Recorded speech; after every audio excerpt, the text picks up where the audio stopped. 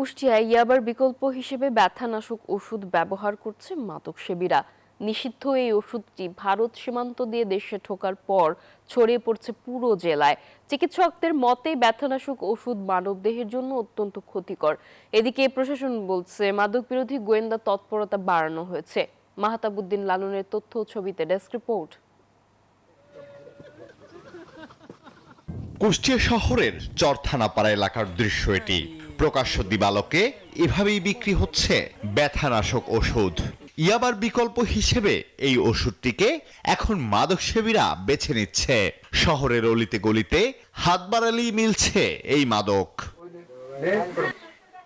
দামে সস্তা ও সহজলভ্য হওয়ায় মাদক সেবীদের কাছে দিন দিন বাড়ছে এর চাহিদা। দেশে নিষিদ্ধ হলেও ভারত সীমান্ত দিয়ে প্রতিনিয়ত আসছে এই ব্যথানাশক ওষুধ।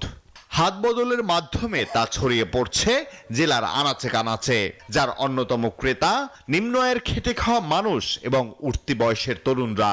শহরের বিভিন্ন অলিগলিতে এবং কিছু কিছু ফার্মেসিতে সহজলভ্য হওয়ার কারণে তারা যুব সমাজরা বেশি ঝুঁকে পড়ছে। আগে তো মানুষ ভয় করে হলো নেশা করলে সেটা গোপনে করতো, কিন্তু এখন দেখছি ওপেন। মাদকের সহজলভ্যতার একটাই কারণ, সেটা হচ্ছে প্রশাসনের নিষ্ক্রিয়তা। এক শ্রেণীর অসাধু ফার্মেসি মালিক গোপনে নিষিদ্ধ ওষুধটি মাদক কারবারিদের হাতে তুলে দিচ্ছেন বলেও অভিযোগ রয়েছে। মাদকটির বিস্তারে প্রশাসনের নিষ্ক্রিয়তাকেই দায়ী করছেন স্থানীয় সচেতন নাগরিকরা।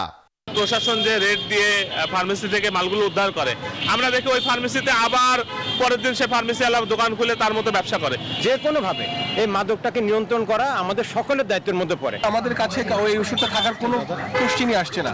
এই গ্রুপের যে কোনো ওষুধ যে কোনো দোকানে থাকা মানে সে অনৈতিক কাজের সাথে সংশ্লিষ্ট। চিকিৎসকরা সতর্ক করেছেন ব্যথানাশক ঔষধটি মানবদেহের মস্তিষ্ক, লিভার ও কিডনির মারাত্মক ক্ষতি করে। নিয়মিত সেবনে মৃত্যু অনিবার্য।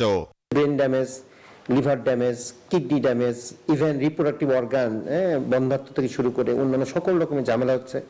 ব্যথানাশক এই ওষুধটি ক্রয় বিক্রয় ও সেবনের সঙ্গে জড়িতদের বিরুদ্ধে নিয়মিত অভিযান চালানোর কথা জানিয়েছে মাদকদ্রব্য নিয়ন্ত্রণ অধিদপ্তর ও জেলা পুলিশ।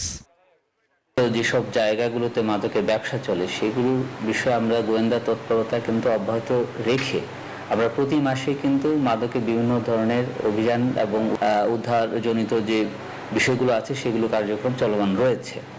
সচেতন সমাজের আশঙ্কা, ইয়াবার বিকল্প এই মাদকের ব্যবহার বন্ধ করতে না পারলে ভয়াবহ ক্ষতির মুখে পড়বে আগামী প্রজন্ম। Desk report, news 24।